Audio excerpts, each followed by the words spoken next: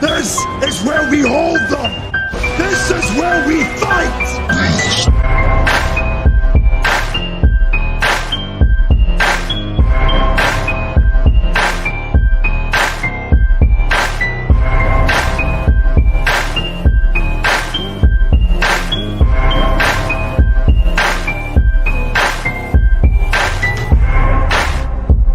You are now listening to Sweep the Rack podcast featuring Brooklyn Rob and Big Mike.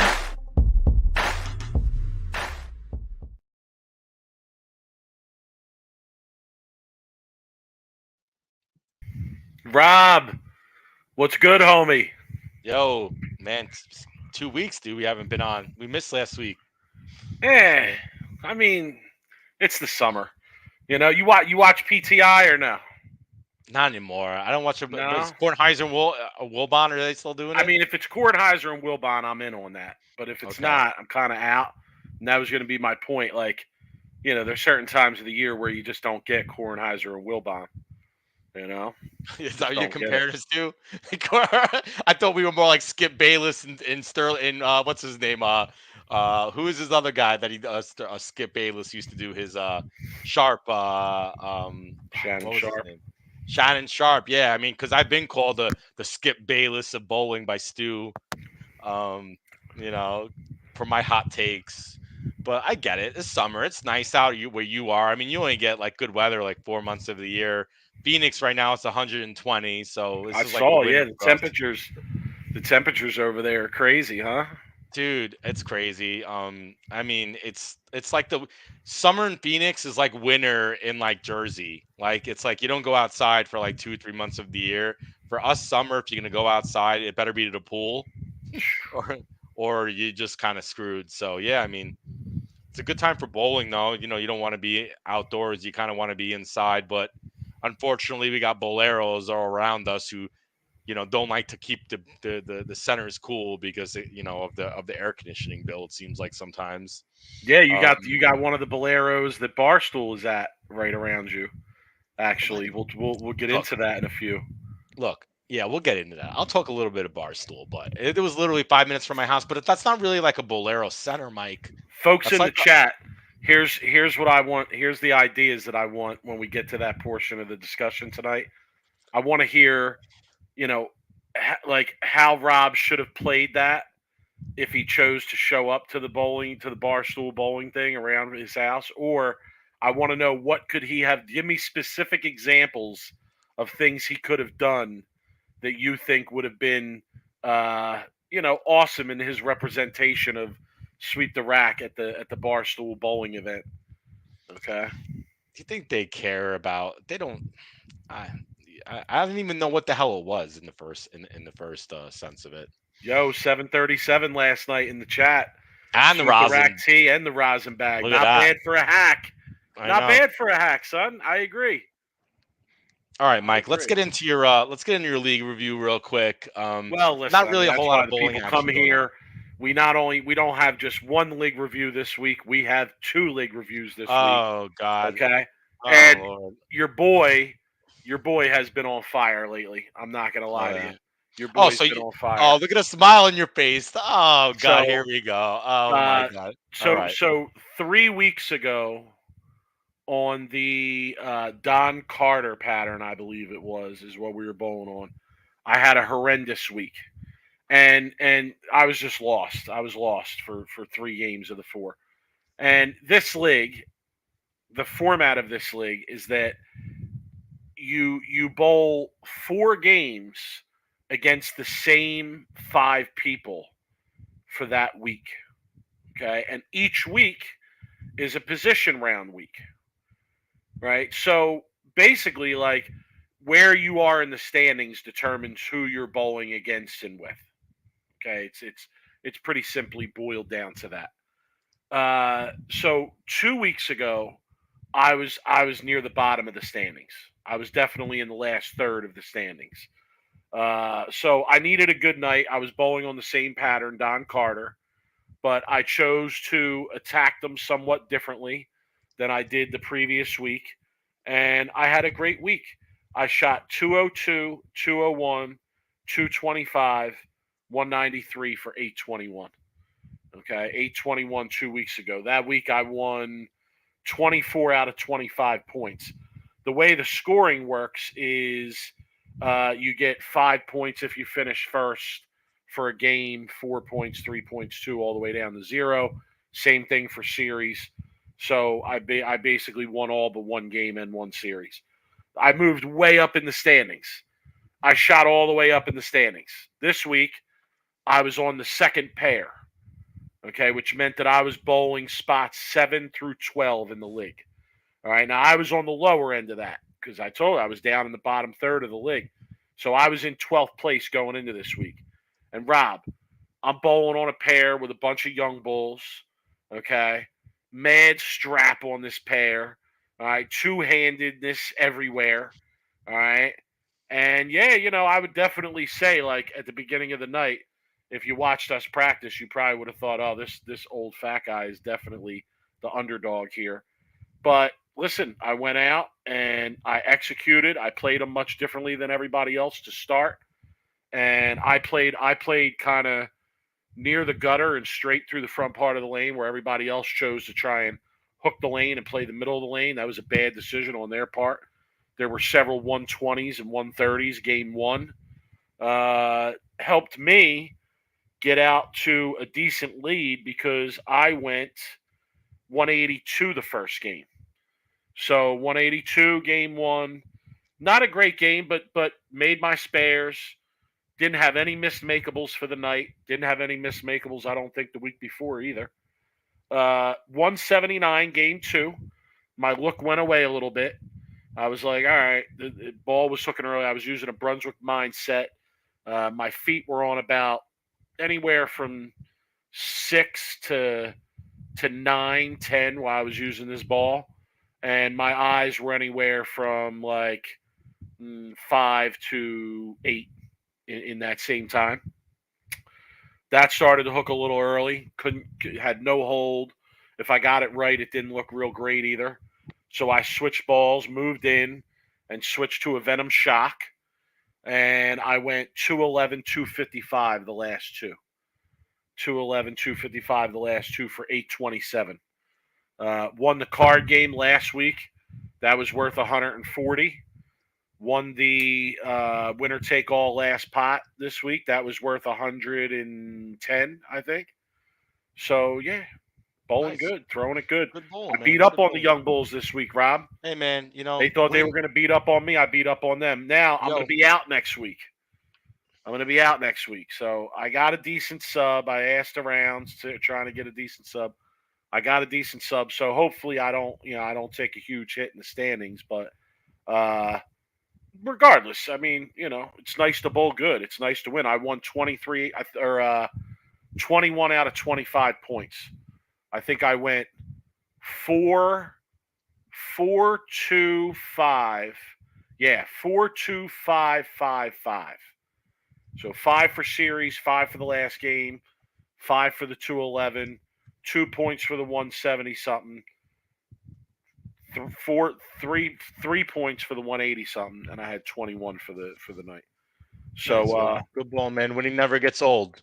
Yeah, throwing it good. Honestly, I wish I could bowl a little more. I missed a couple Greg Tack events last weekend. Wish I would have been able to hit one at least. Just didn't work out schedule wise. But always looking for stuff on the schedule to bowl, especially when I'm throwing it good. So cool. That's my league report. All right, man. Well, a few more weeks left.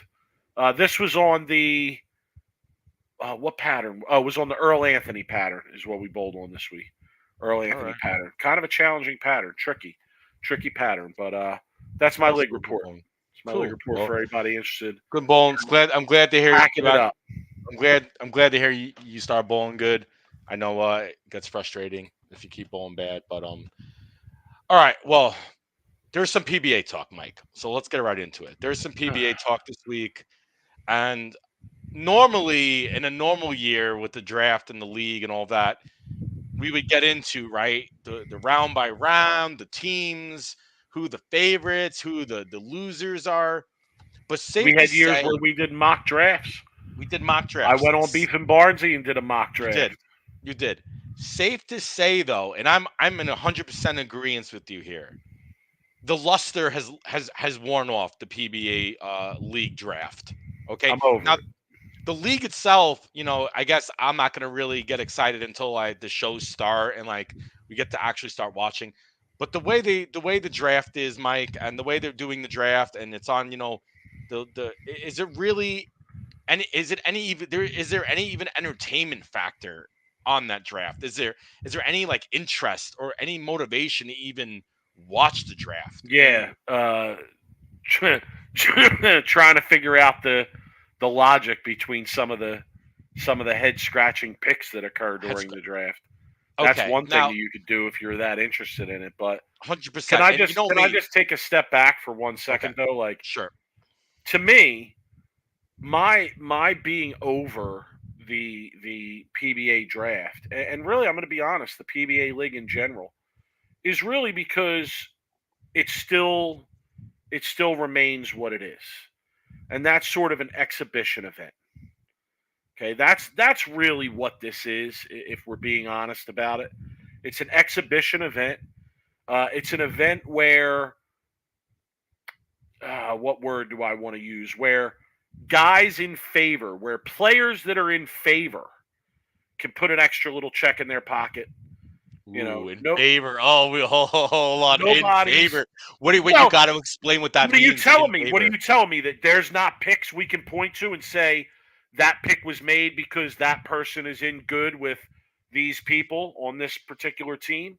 I I mean, come like it. on, that's I agree. undeniable. I That's agree. undeniable, I right? know. I So wanted to get it out of you though. I wanted to get it out of you. I wanted to get that yeah, out of you.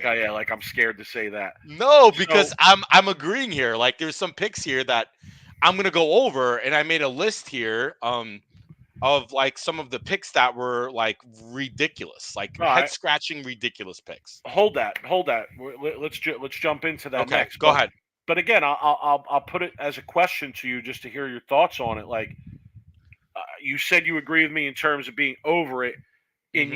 your perspective, how much of that has to do with the PBA league still being the same old run of the mill, let's call it exhibition event? Is that a huge factor for you in why you feel the way you do, or do you look at it differently? Yeah, I agree with you in the fact that it's still an exhibition. That it's a lot of the same, just everything just kind of feels like they're going through the motions again. There isn't anything really new or anything really interesting they added or they, made it to be more appealing to the fans. Now, I might have a different opinion once the tournament starts and they start Well, it's gotten bowling. worse. I mean, it's gotten worse over the last couple of years, actually, because somebody in the chat just mentioned like the cities mean nothing at this The point, cities mean and nothing, and you've already they wrote an add the article about it. cities, right? I wrote a whole article You about you've it. wrote a Like, whole article the about it. We all know cities, that. like, so to me, it's gotten even a little more exhibition like over the last couple years. Remember, they added the women's teams, right? That was another thing they did during the pandemic, which albeit I like the idea of including the women, like I said, I, I just thought that was a really really bad way to do it. They just should have done it by putting them on teams and having a couple star women's players on each team. But nonetheless, yeah, listen, that's why I'm kind of over it. I'll be honest. I didn't even pay attention to it. I looked at it after the fact. I scrolled through. I think it's Nolan Hughes who was tweeting out the whole thing on the PBA Twitter. Uh, I took a quick scroll through just to look. A few things stuck out to me, and I'm going to let give us your list, and I'm sure I'll have some things that are in agreement there. But yeah, Yeah. listen, I'm kind of over it, man. I'll be honest. Like, if they want to keep my attention with the PBA league, it's got to be something that the players care more about. It's got to Definitely. be something. And I know There's all the players will say, "Oh, we care," and I get it. They care if they have the chance to win. But like, if they get eliminated and they're out, it's not like a heartbreaker for them like it is in a major tournament or $100,000 event.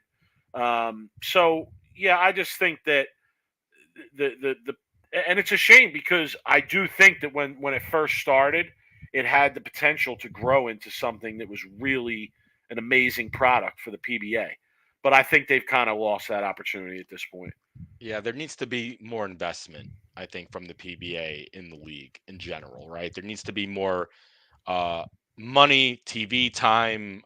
There needs to be maybe some serious awards, and I'm talking maybe think about even giving titles. If they made it that big and they made it that serious, and I think the pros would not treat it like an exhibition if all of a sudden maybe they gave a title right to the team who wins the Elias Cup or whatever, right? But there needs to be more investment. And there was potential for this to be essentially, I don't want to call it the future of the PBA, but definitely they're like cornerstone, right? I felt like it. I felt like Yeah, it. there was some opportunity there. Now, do they still have that? I mean, yeah, I think they do just because of Portland, Maine. I think the league still has a little bit of appeal because of Portland, Maine, and just the atmosphere that is of if the league was not in Portland, Maine, and they didn't have that like unique atmosphere that Portland, Maine brings, I feel like the league would have been even a lot more or a lot less appealing than it is today, right? I think Maine still makes it a little bit more of an entertainment value as a fan, right? And if you go there, it's even better. I mean, I had a blast when I went there last time. I was able to hang out with the pros and have drinks and meet a lot of the locals. And if anybody's a really big PBA fan and you really want to make a trip, throughout the year to go watch them, to me, the league is where you want to go if you're in the whole young, like, go to the bar, have fun, drink scene, right? If you just want to go and watch them bowl and be serious competition, then obviously you probably don't want to pick Portland, Maine. You probably want to go to like a major to watch. Other than that, though, this whole draft thing with the managers and this whole like way of them picking the teams is I don't know. I don't know about it. I think it does give us something to talk about, right? So there, it does create a little bit of drama. It does create a little bit of people being pros being pissed that they weren't picked. There is a little bit. I wish I would hear more about some of the pros that were Yeah, but snubbed. but see, that's what I'm saying. Like the fact that it's really an exhibition is what allows those picks to be made. Where if you were really bowling for something real and extremely valuable, Right. people wouldn't be making the same picks. You think wow. Okay, I I get don't what you're think saying. so. Well, why would you pick the 29th? Why would you snub the 29th ranked bowler in the world and pick the 66th ranked bowler in the world if you were actually trying to win, Mike? I mean, Okay. I don't think I saw your tweet today. I don't think the rankings matter as much to me I do. as But they. look, I hear you. they, It's a good statistical basis. okay, it Yeah, for is. sure. And look, okay, I get it, right? Like Parker Bowen right now is the 70th ranked bowler in the world, right? Wes Malott is the 70th, right? Or 74th, right? And I have no problems with a team keeping or picking Wes Malott, right? He's earned every right to be on a team, right? Parker Bowen's the same, right? But if you look at someone like Ildemaro Ruiz getting picked over a guy like Justin Knowles, right? To me, that's mind blowing, right? Yeah, Justin but Knowles has see, earned every right to be on a team this year. but here's the background.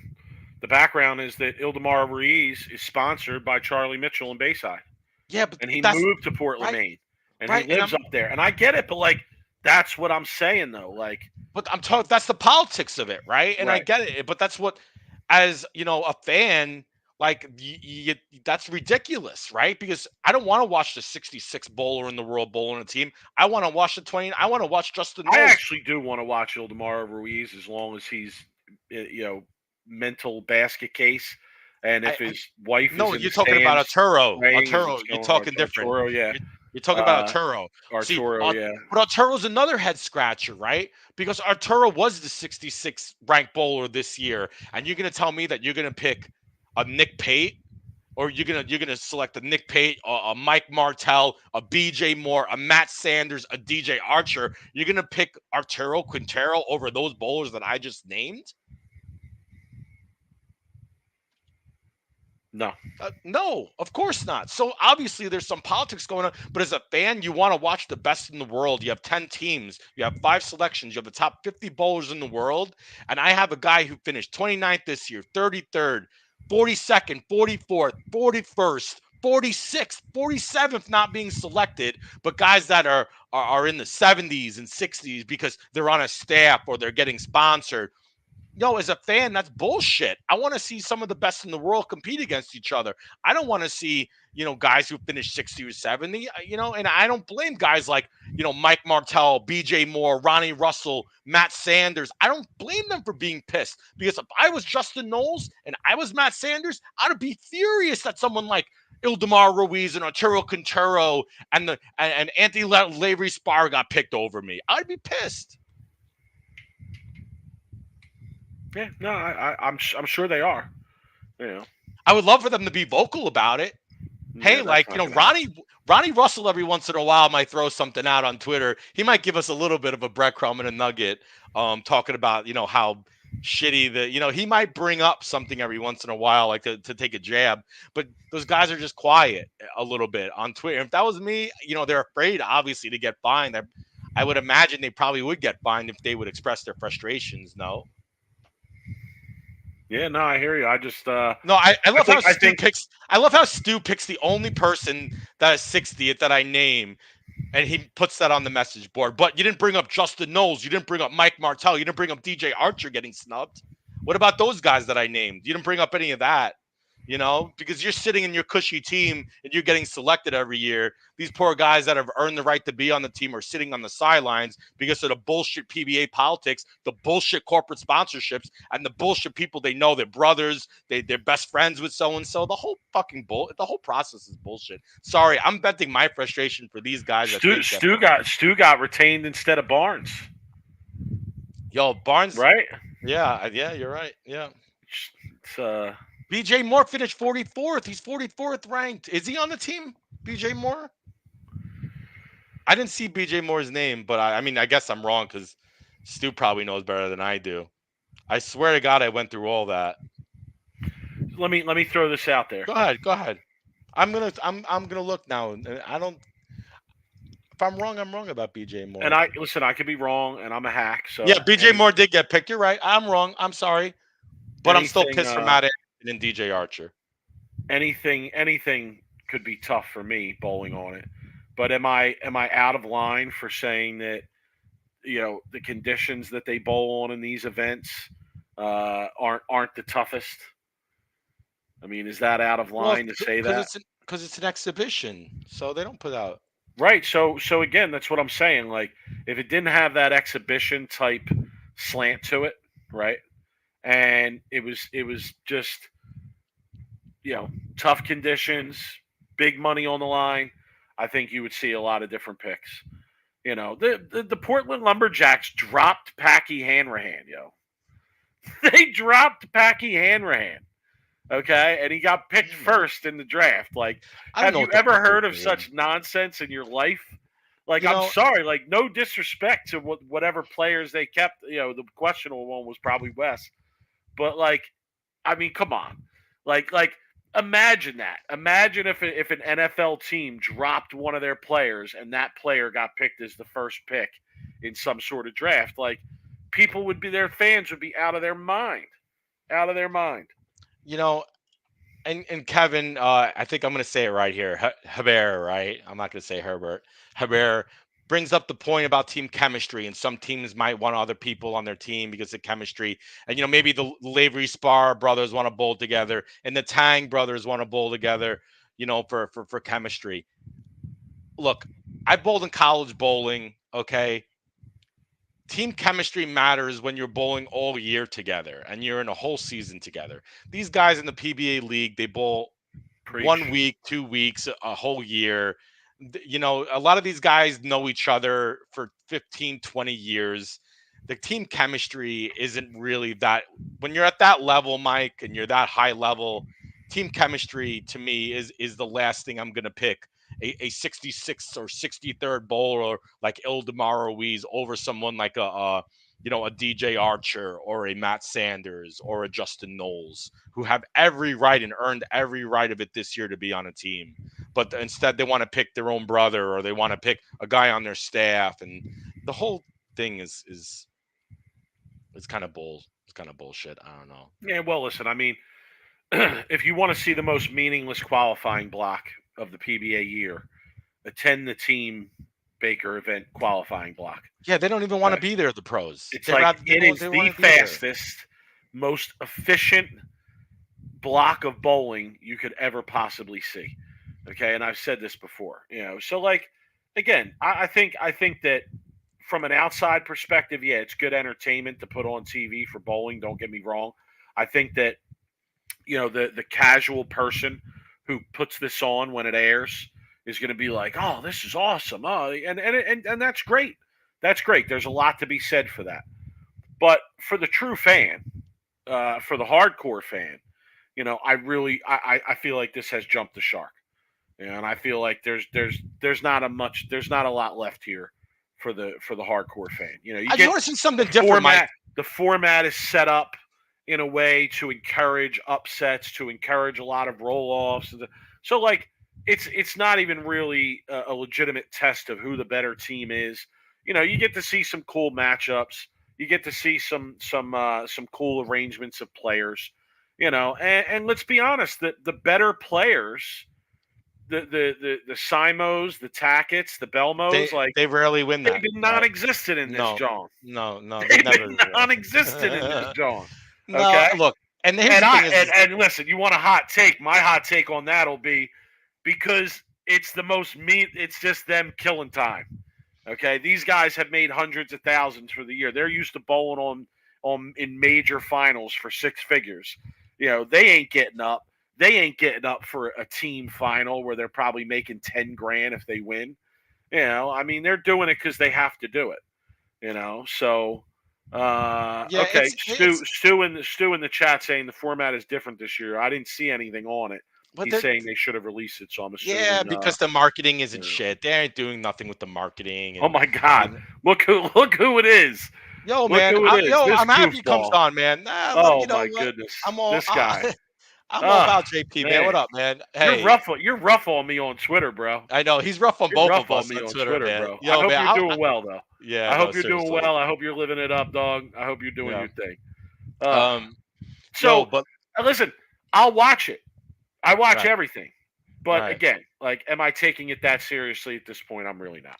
That's why I didn't pay attention to the draft. I know there's players out there that probably are pissed off they didn't get picked. Because it's money. It's guaranteed money. I don't know if it's guaranteed money, but it's close to guaranteed money. I believe there's some guaranteed money involved if it is like it was in the past.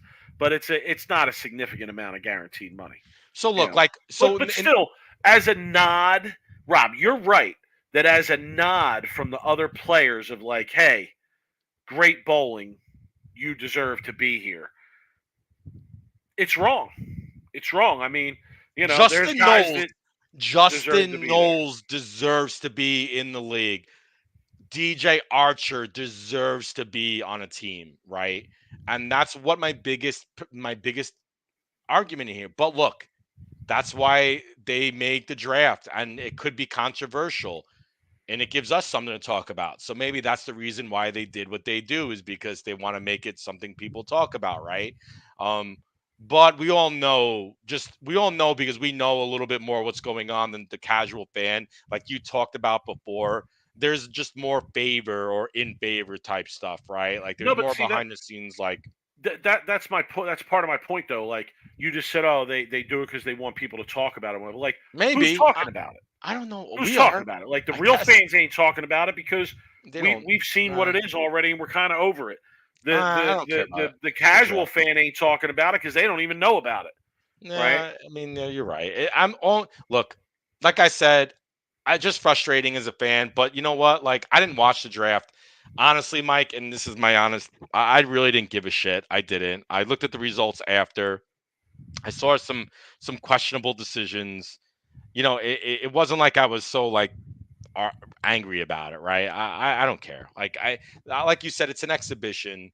It is what it is. You take it for what it is. It's just a 5,500. celebration of the end. It's a celebration. $5,500 check.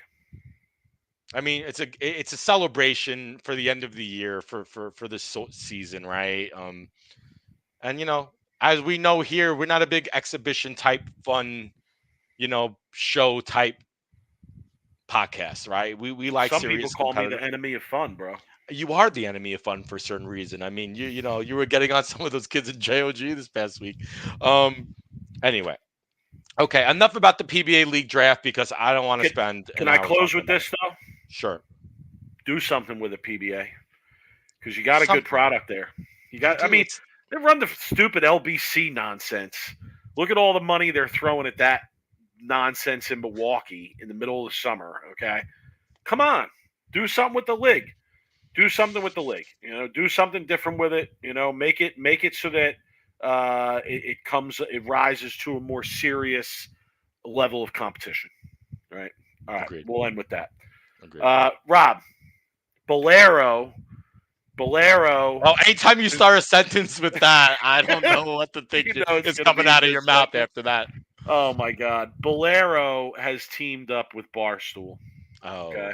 And we knew this was coming eventually, right? I don't mind that. I think it's actually a good idea for Bolero. I do too. I think it's a good marketing idea. Of course, it's a great marketing. I don't think it's getting anywhere near the appeal that they want it to have. Well, you know why? Because for me, the really only person that really moves the needle with Barstool is Dave Portnoy. Okay, if you don't have Dave Portnoy, I think Big Cat and PFT do.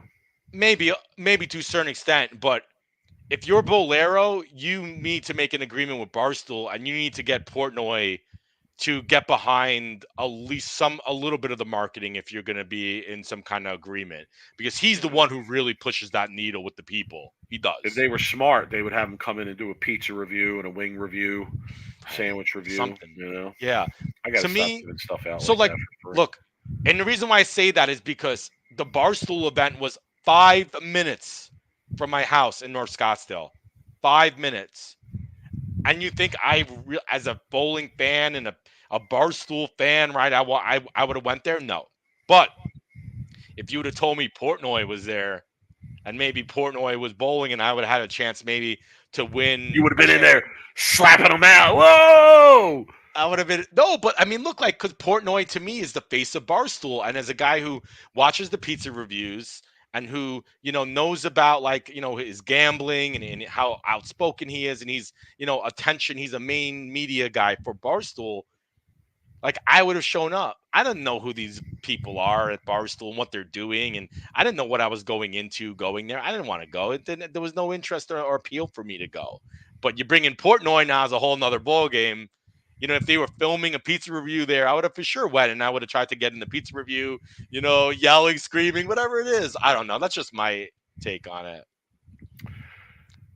Yeah, as a marketing thing, good job. I obviously somebody at Bolero knows what's popular and, with the young people out there and what the younger demographics are paying attention to, which someone is said hopefully they didn't do. If Fred Hunt says hopefully Portnoy doesn't do a bathroom review at Barstool. Yeah, could you imagine? Could you imagine? That is such a good idea for a segment. Can we do that? Can we do that? Review? Can me and you do that? Can we do bathroom reviews for Boleros? I'll go to Bolero Mesa and I'll do a great bathroom review. No handle. We're down here. No handle on the door. No the soap dispenser's broke. Oh, that's nothing. Around here, it's like people think you're supposed to pee on the floor. there's shit on the walls, on the floor everywhere. There's poop specks on the walls everywhere. How does someone ever shit on the wall? Toilet paper on the. I mean, it is woeful around here with the bathroom situation in the Bolero. So man, that's a great idea. Whoever put that in the chat, Fred Hunt, we might run with that. I'll give you credit for that if we run with that. Look, I don't mind them. I don't think this is going to draw the attention Bolero wants it to. I don't think that it's really being done in a smart way to get out of it what they want to get out of it. I mean, clearly what they want to get out of it is they want to drive a younger demographic, Barstool demographic, to their Bolero centers They want them to come in. They want them to bowl. They want them to drink. They want them to eat. Okay. Well, you know what But the problem? The problem is the fact that Bolero's they charge so much money for food and for drinks. You're not gonna really attract a really like 21 to 25-year-old crowd to drink $13 beers and have $20 chicken tenders. Really, I mean, and I could be wrong in that saying, but I remember when I was that age, I would look for the $3 tall boys and the cheaper food and the cheaper drinks. And North Scottsdale isn't exactly a zone for like the young people, right? They should have been in Old Town at the Bolero in Old Town. You might have been a little bit more of get the ASU crowd. You get a lot of the college university over there. North Scottsdale over here is not a really great location if you're trying to draw in a Barstool crowd. And they also have the Barstool bar in Old Town as well. So I don't know. It didn't make any really sense for them to be in North Scottsdale. so yeah, I mean, from what I saw, like they're doing it as like sort of a large, you know, running tournament type format. I just like casual bowlers, they don't even know what the hell a tournament is. Okay. Like the way that they should have done it is tried to make it like a bar stool bowling night, where once a week it's like, all right, it's Barstool bowling night. And we do some different specials or something like that. Maybe there's some people from Barstool there. Just Gambling, try and Mike. get people in. The Gambling. gambling too, yeah. Well, Barstool is gambling. Barstool has its own app where you could gamble. yeah, So why aren't they? this is Bolero and Barstool, not the I, PBA and Barstool, I right? I know. mean, That's all I'm saying is like, why don't you use the resources you have to maybe have a bowling tournament and people could bet on your favorite Barstool people. And I don't know, look, I like them partnering with Barstool. I think it's a very good smart idea, kind of like what they did with the WWE, even though I don't think that really went anywhere. But I mean, you're trying to partner with companies and one that have your demographic, right? And Bolero is trying, like you said, to be in that demographic and that have a lot of followers and a lot of support behind it. Barstool's one of them. WWE's another one, right? So you're trying to get bowling out by partnering with, media or whatever that has these huge followings. So I get it. Look, I'm not faulting them, but just like bowling, anything that has to do with bowling always fall short on the promotion, the marketing towards behind a lot of it. You know interesting what to I me mean? that when Barstool started this bowling venture, at least when Barstool Carl was involved, like they were doing something with KR Strike Force. And now it doesn't seem like KR Strike Force is in it. It looks like it's Bolero. Mm. I'd kind of like to hear the story behind that, of like Bolero the Giant coming in and being like, oh no, we're going to do this. It kind of struck me that way anyway. But so here's my question though. Hmm. If you decided to show up to the Hmm. Barstool bowling thing in Scottsdale, okay, let's talk about how you should have played it, right? Let's talk about now. I said on Twitter that what I wanted you to do is I wanted you to go in with 9 balls, okay, glove on, ready to go. Suck my sack. Yep, suck my sack, running them out, slapping them out, getting in the Barstool guy's face saying, you don't want none of this, Barstool.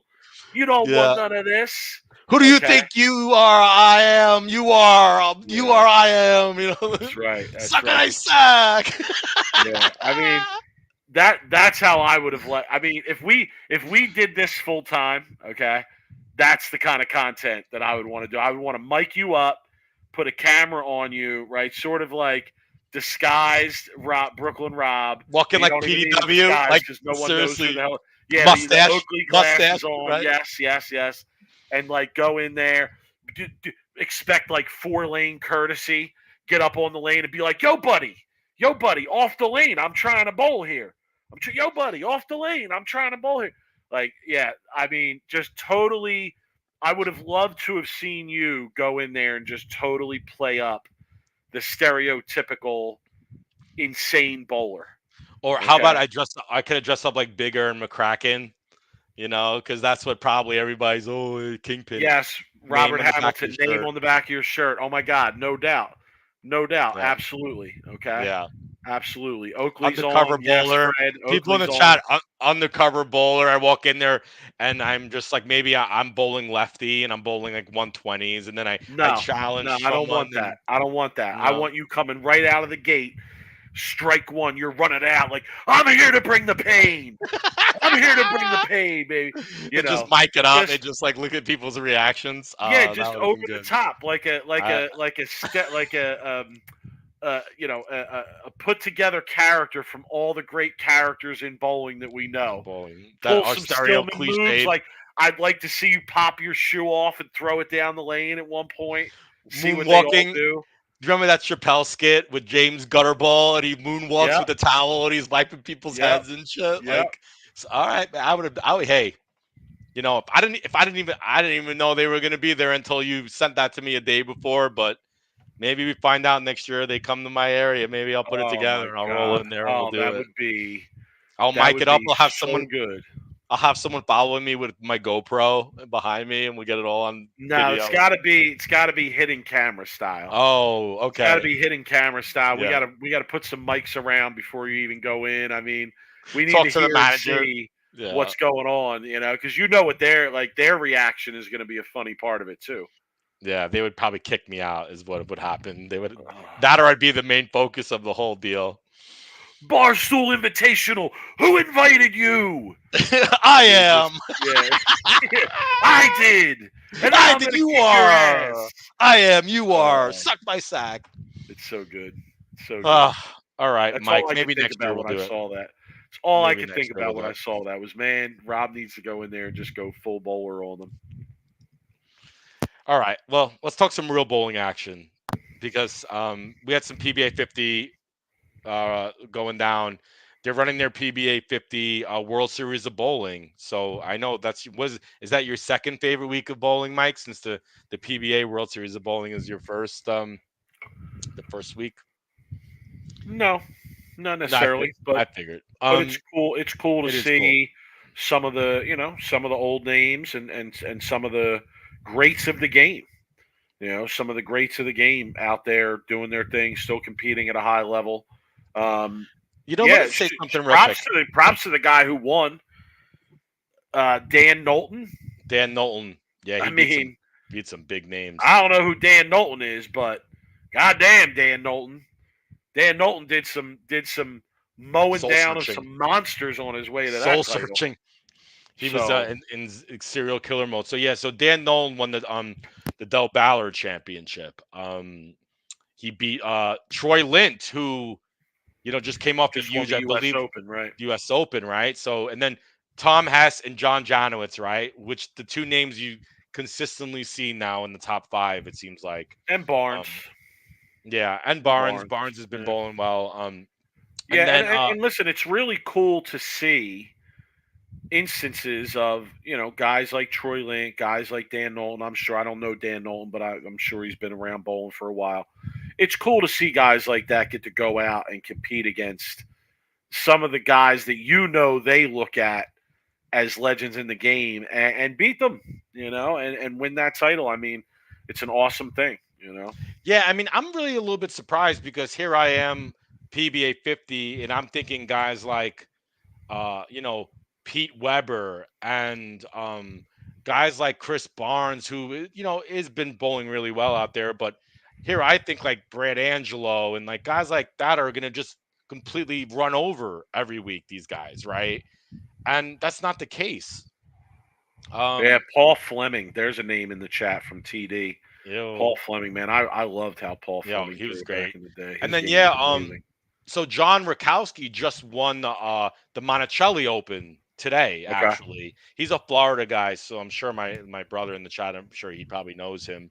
But So John that's cool. Rakowski, Another different name.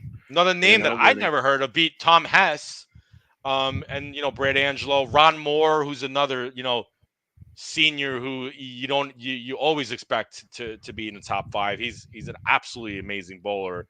And you just see like a lot of guys that names, like I'm looking at the top 17 names and you don't really, I mean, the names, but John Burkett, shouts to the old San Francisco Giants pitcher, right?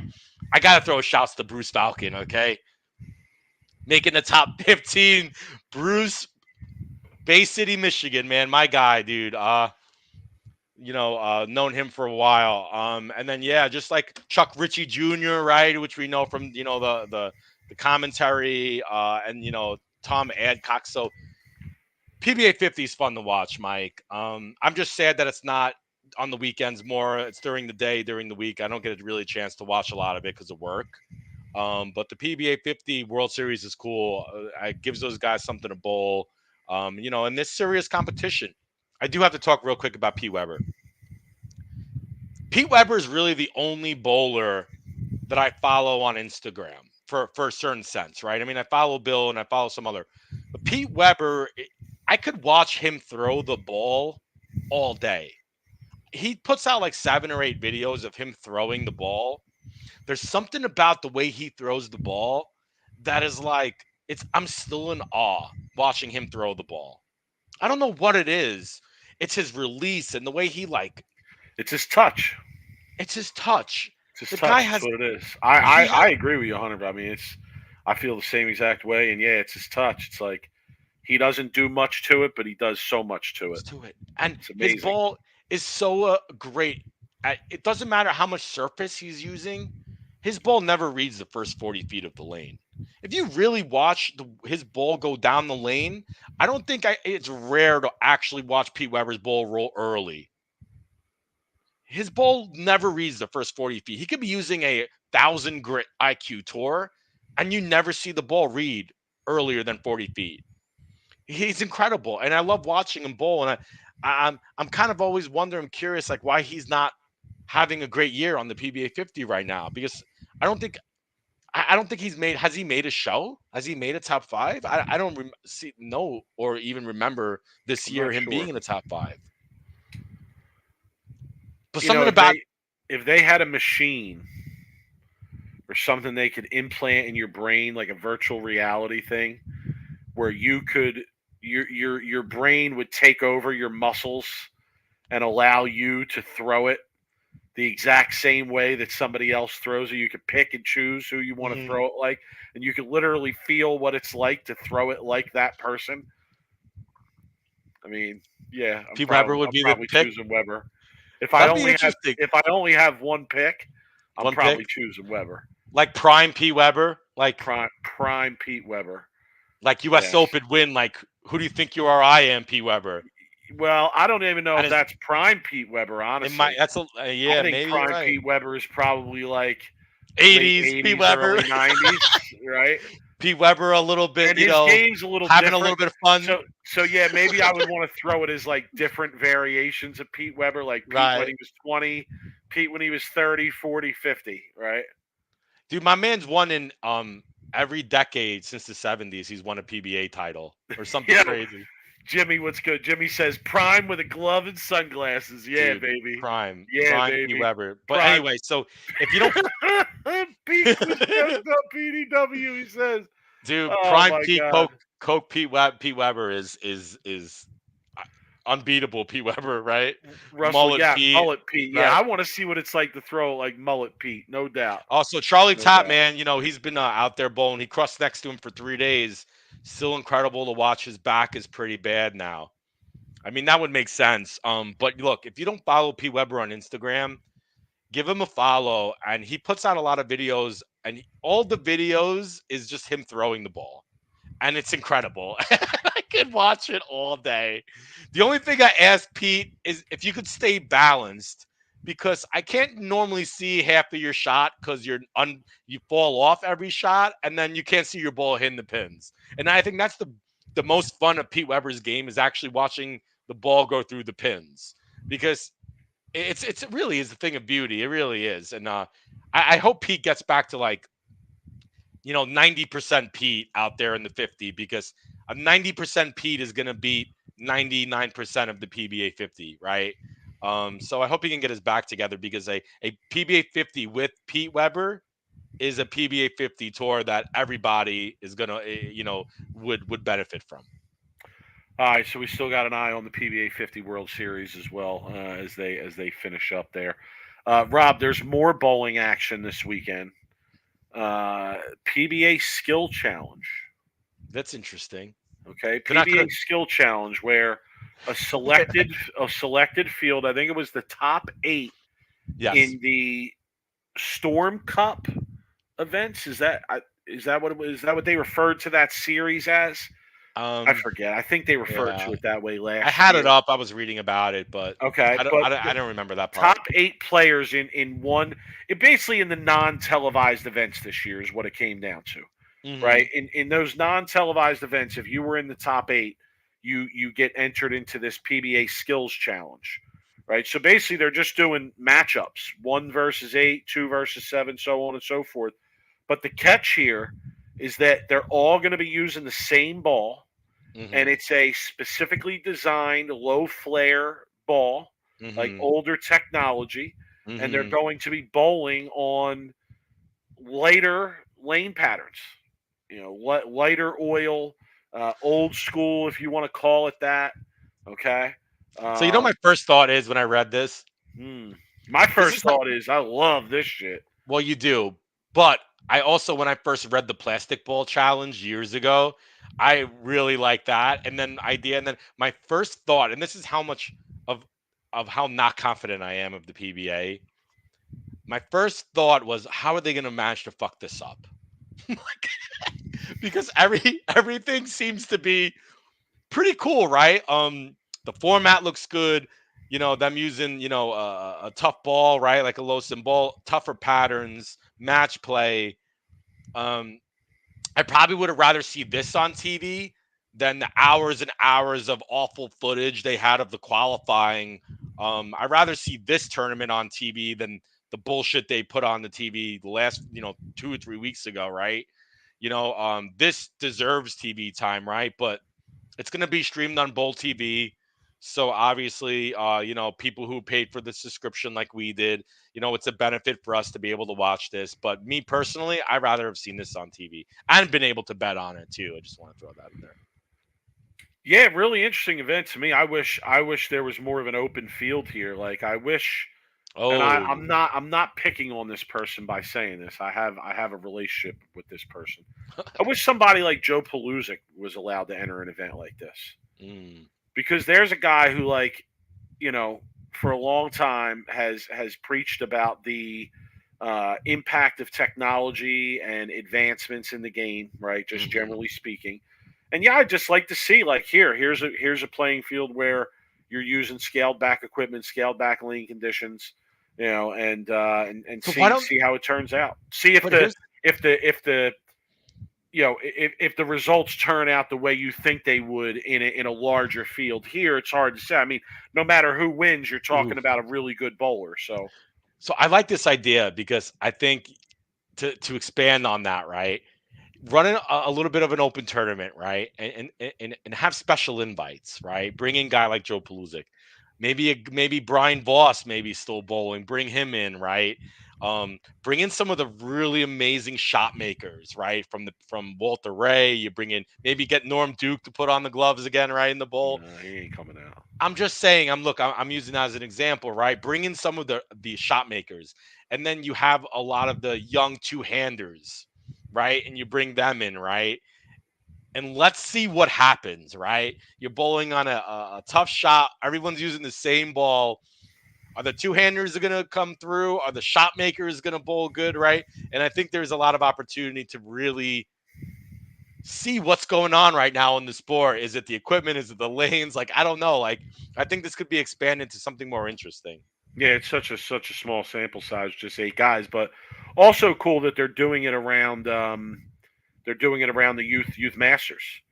And Well, there's the youth actually, like, masters are doing that too. They're doing yeah, their they're own using the PBA same skills. ball that the tournament's using, and Yeah, I think one night of the tournament there's like a party with the pros, where like the bowlers from the youth masters get to that's go and pretty like meet cool. the pros and stuff. I That's mean, so that's cool. amazing. Like That's so cool. Imagine if we had that's a that when we great were younger. experience. Imagine That's if we had that when we were younger. If we had oh, been able to that, party with that would some have of the been. Are you pros. us? We would have been like, how much you want to bowl for? How I much would you have want been to bowl calling them for? out for action and getting Oh, my ass for action. clocked. Been Yeah, getting cleaned out. Hey, Mike, you want to pull doubles against, we would have Norm Duke and Pete Weber? we would have made a Get our good ass. story out of it anyway. We would have, and I You would have been know? running it out on them. Yeah, losing. Remind me to remind me to talk about the match where when I was 17 years old and I bowled Patrick Allen in one of my first adult events. So yeah, it's a cool event. I mean, I feel like it's really like bowling nerdish. This Dude, little event, so I'll definitely be trying to check that we could out. have been doing lines with the pros. Oh man, could you imagine? Not me. I'm good. Not me either. I Not don't get me. down like that. But anyway, I think it's funny. Maybe a couple beers, but Yeah. all right, Rob. Let's give the people what they come here for, Yes, please. sir.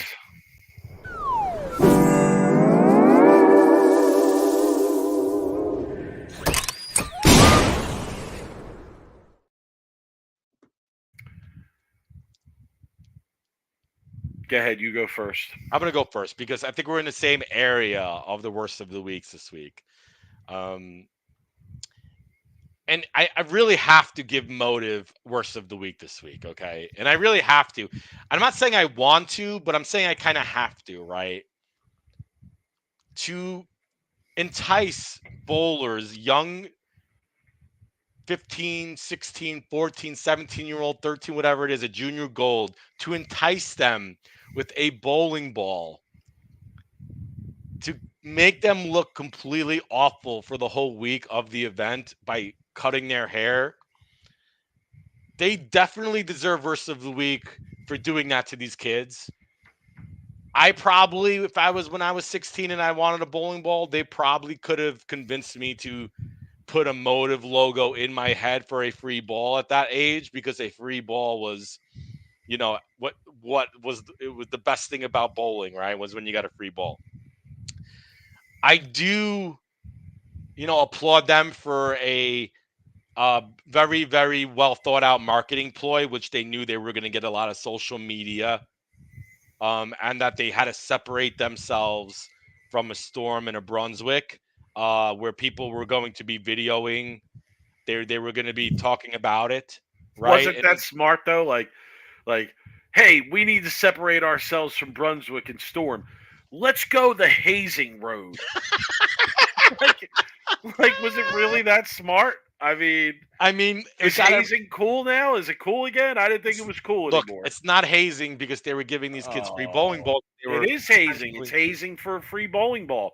Sometimes the hazing's about being accepted to a team. Sometimes it's about being accepted to a frat or a group of friends. This was about getting a bowling ball. So wait, are you saying that you're putting kids in you are physically changing the appearance of kids so that next year they are laughed at and ridiculed? Next year, you're giving them a bowling ball. Next year, Kevin says they're going to be giving lower back tattoos for free bowling ball equipment. They're going to be giving tramp stamps to freaking kids for free bowling balls. Goodness. And I guarantee you there'd be a kid who would do it too.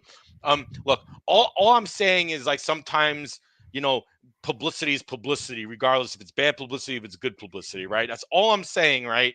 In the business sense of it, okay?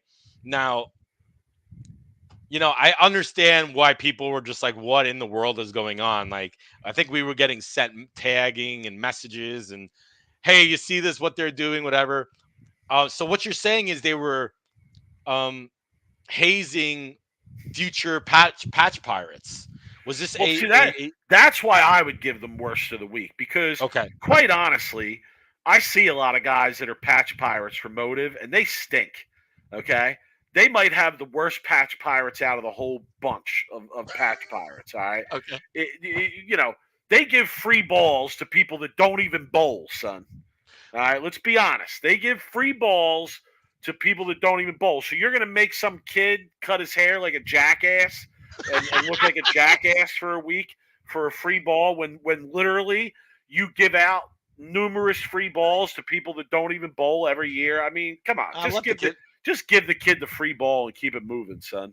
Oh, so is that? Oh, you know what? How about a dunk tank or something? I don't know. I didn't think it was that bad. Let the kids have fun. Whatever it is. I know some people out there are going to be like, "Oh, Big Mike is so extreme. Oh, say it's hazing." Listen, let me explain the perspective I'm coming from. Okay. Oh God, a teacher. I've been a teacher for 20 years. I knew this. I was a coach for 13. Okay.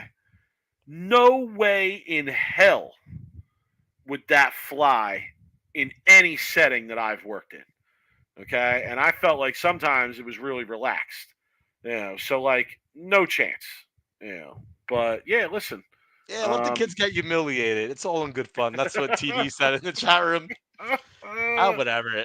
You and know, you know what? If let the I kids was have that some kid's fun. parent, I would be like, yo, you don't have to cut your hair like this to get a ball. I'll buy you the ball. If you If they're want a going to ball that JOG, they bad, could probably afford it. right? I That mean, shit's you're expensive spending as all hell. this money. That's just expensive as hell to go to JOG for a week. Yeah. So, all right, All right. Well, we're Mike, what do you focused. got? We're focused on Junior Gold in our Uh-oh. worst of the weeks this week Uh-oh. because it's Junior Gold week, All and right. I Well, I I made the a background here real quick. If anybody hasn't listened to our shows in the years and years we've been doing this, I need to throw this nugget out here that Mike oh, has never been a fan of the JOG, not the tournament itself. Now, I could be wrong here, but just the way that the qualifying to get into the tournament, how many kids bowl, and the disappointment a lot of these kids ensue, right? So you've never been a really big fan of what am I looking to say the here? circus. The circus of what the JOG is, right? But you're not against the tournament. You're just against the way that they do it. Right. Okay. I'm basically against. It boils down to me that I'm against selling the way they sell qualifying for the tournament as an accomplishment. Okay. When in reality, you're letting in basically whoever wants to be in. You're letting them in, and then you're making them believe that by getting in they accomplish something, and then you are putting all this pressure on parents to then make this happen for their kid because it's this huge opportunity, and then the kid goes out and gets their teeth kicked in for 3 days and averages 106 and never wants to bowl again after that. But we've had these discussions. We've had You can go Mike. listen to Not the only other. have we had these discussions on this show, we've had these discussions for since JOG, like 10, 15 years before. Yeah, we really, were when doing they this show. started expanding it and like setting a record every year, Right, and all then they these went to the different age groups, like right, even right, right. before we started the podcast, Mhm. yeah, we used to talk about this all the time because we were the first generation of junior Olympic gold bowlers. We were Okay, junior Olympic gold ran for the first time in 97, 1998. It was 80. 1998. It was the summer Reno, of right? 1998. It was in Reno. Okay, and in order to go, you had to win your spot. Like there were different ways you could win a spot. You could win a spot through a JBT. You could win a spot through a league you might bowl, but you had to win a spot. When I say that I think there were probably only 600 bowlers there total, male and female. But when I tell you that that was the 600 best junior bowlers in the country, I'm not lying to you. I mean, I still have the pamphlet from it, and you read through the names, and it's like a freaking who's who of bowling at that time, and names that would go on in the years after that to win national titles in various different platforms, right? Okay. So So it got watered down. We've talked about it for a long time. yes. I'm not really a fan at this point. I actually think at this point it's a complete circus. It ain't even a bowling tournament. It's a People in the convention. It's people a in the chat are junior calling it a bowling. money grab. It's a junior bowling convention with a tournament based around it. Is Would you really call what it a it is. money grab? I think it is. Okay. And I would say that just based off of the fact, again, that you are qualifying so many kids who don't legitimately have a chance to compete. Right. Right? Those kids do not need to be there. Right? You are selling it to them like they've accomplished something when really all they've accomplished is they've bowled enough rounds or enough weeks, I should say, to earn a spot. Okay. All right, so here's some of the tweets that I've highlighted this week because I'm on the Junior Gold Community Group 2023. Okay, Just for worst of the week comments. I'm on there just to see what's going down. Okay, and I have multiple posts here. Okay, I cannot pick just one. Hit us all with right? it. Hit us with I it. We're cannot pick ready. just one. We're already here. So this post is from Jessica Walchek. Jessica Walczek. So one of the highlights for me today, other than watching my kid actually pick up the 10-pin at Championship Lanes, was visiting Uranus Fudge Factory and General Store on exit 222. So much fun. If you have a sense of humor or you never matured, you should go. And then there's a picture of a sign underneath it that says, "Please be careful pulling out of Uranus." The Uranus Fudge Factory, Rob. I got it. Yes, you get it. I didn't got think it. you got it. I didn't think you got it. But All right, let me give another one here. so wait. So she was happy that her kid picked up a 10-pin at JOG. Is that? I guess. I mean, I was just giving it as like you're making a suggestion of the Uranus Fudge Factory. Like, I don't know. But I was more curious. Like her kid was. You're at one of the biggest. I know. Parties, just happy that they made a 10-pin. Junior tournaments in the world, Those and you're middles happy are your hooking. kid made a 10-pin. The middle of the lane has no wax on it. When I was bowling, my dad was pissed that I left the 10-pin, let alone made it. You know what I mean? Anyway, okay, keep going. Uranus Fudge Factory. I like Okay. it.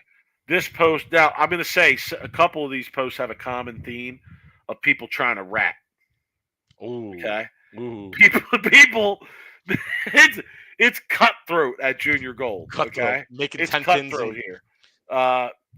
This post was by Corey Doss, again, Junior Gold Community Group 2023. Rats. Is there not a rule that you have to have at least 2 fingers in the ball? This is the guy. Oh my God. So yeah, not only are you wrong, but you're trying to rat.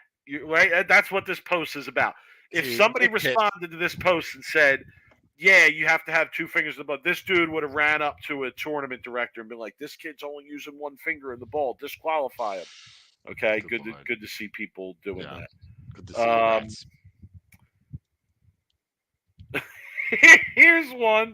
Here's one from April Watts. Okay, April Watts, same Facebook group. How do I contact someone for a score correction from the day before? Yo. Wait. So they were just like in the hotel room at night, and they were like, "Yo, I got 7, not 6 in the third game." Or like, "Oh, I shot 226 game 3, not 184." Yeah. How'd you put 184 down? How did we not see that? Call the tournament direct. I feel bad for the people running the USBC, like the volunteers or whoever are doing like the scores and dealing with the parents. That's gotta be a hard job. This is one of my personal favorites right here. This is from score correction from the day after. I know this is. How are you gonna beat that? I don't know. This is Denise Tompkins Stacy, same Facebook group. A few minutes down the road from Expo Indies Burger Joint and Ritter's Frozen Custard are really good. And a few minutes further, Otter Golf and Family Fun Center has batting cages in a driving range. Great for working out aggression from the lanes. Yo, kids are so fried after bowling a 4-game squad at Junior Gold that they have to go to the driving range and bash golf balls and go to the batting cage and bash baseballs to get the aggression out. I thought it was supposed to be fun. I thought these kids were having fun while they were there. Oh my goodness! All right, here's another one. You want me to keep going? Should I keep going? One more. Tell me when you want me to stop. One more. The Junior Gold Community Group 2023 has some Tim Bucks. It's got some Tim Bucks. Okay, one of them is named Sam Lucy. Here she goes. Goat. Reminder. There's 0 tolerance for complaints of any kind or rude comments on this page. If there's any issues, take it up with the tournament officials of the USBC. People will be removed from the page if they cannot keep it positive. Thanks. And then she posted a street sign that in the middle says no complaint zone. Oh, man. Oh, boy. All right. I got one more. More. All right. Oh, my goodness. Hold on. Does Tim Buck still is he still doing the USBC discussion forum? Is he still moderating that? I'm not sure. Let's see. Oh, jeez. Oh. I don't even know. All right, I'm going to All go with right. this one. I'm going to go with this All right. one. Here's my last one. Nicole Avalone Williams. All right, same Facebook group. Hard day on the lanes for U12. Many left in tears in our squad. Many left in tears in our squad. It's U12. It's a bunch of Pain and 11-year-olds. humiliation. It's a bunch of 10 and 11-year-olds, and they're going through pain and humiliation. They're leaving in tears from this bowl. The parents have spent thousands of dollars to get to this bowling tournament, They're equipment, leaving in tears. etc., travel, hotel. They're there. They're there for like 7 days, no matter what, because you got to be there a few days early. There's 4 days of bowling. Oh my God! All right, but that's not no, Jeff. I'm not laughing at crying 10-year-olds. Okay, I'm laughing at the lunacy of having 10-year-olds go out and bowl on sport patterns in a national tournament. Okay, here we go. Hard day on the lanes for I, U12. Many left in I'm tears in our laughing at them. squad. Win, lose, or draw, the best advice we can give our kiddos is making it this far is an accomplishment in itself. They are one person of the 220 who advanced in their age group for the country. Even if they don't make the top 33, as long as they bowl one ball at a time with a smile and learn from the good ones and bad ones, they are still on top. Parents, stay positive. It trickles down to our children. If your child is negative, let them know that immense negativity impacts all around them and isn't necessary or fair. I wish someone would have I gave mean, me that listen, advice when I was 10. you want your kid to be positive, let your kid be positive, but don't tell other people how to reprimand their kids. Okay, and if you are affected by somebody else's negativity around you while bowling, you are mentally soft. So, Mm, just mm. a trove of worst of the week from Junior Gold there. I really wish when I was that age and I was bowling, I could have like listened to myself to hear what I was saying and the shit that I was talking about. Oh, I guarantee you I wasn't bowling with a smile on my face. I can guarantee you that. And I can guarantee you that there wasn't any positivity coming out of me. You never know though. You know, when you were a kid, you could have been that way, but I don't remember that being that. But All look, right, let's wrap it up. all right, Mike.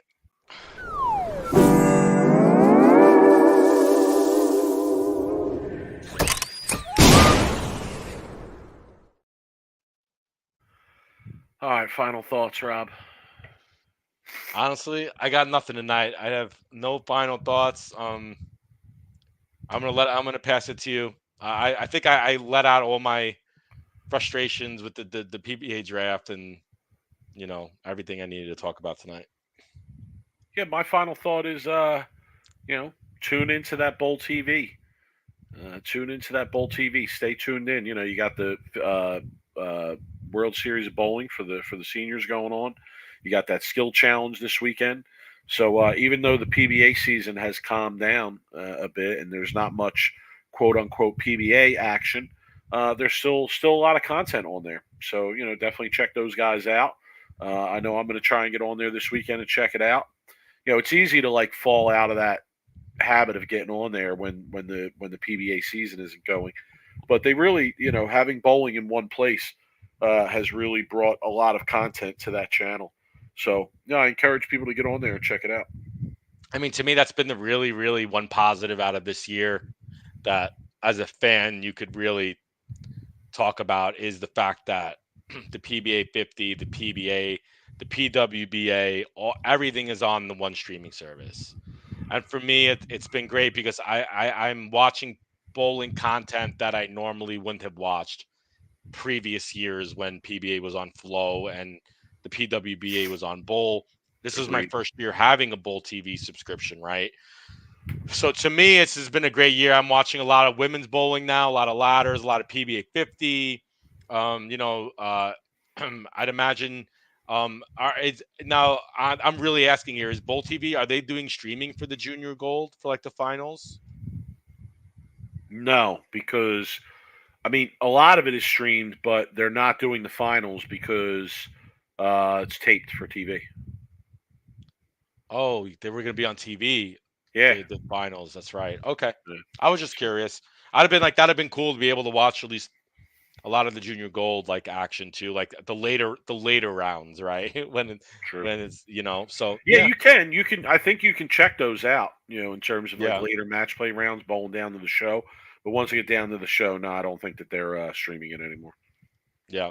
Anyway, all right, Mike. Well, all right, guys, have a good week. I don't know if we'll be back next week or not. We're on actually, schedule. I won't be. I'm going to be going Okay. away next Thursday. So okay, all right, no doubt. So it's up to me to either get a co-host or cancel. We'll talk about that a little bit more off the air. Everybody have a good week, and we appreciate everybody showing up and chopping it up with us. Hell yeah. See you guys later. Peace.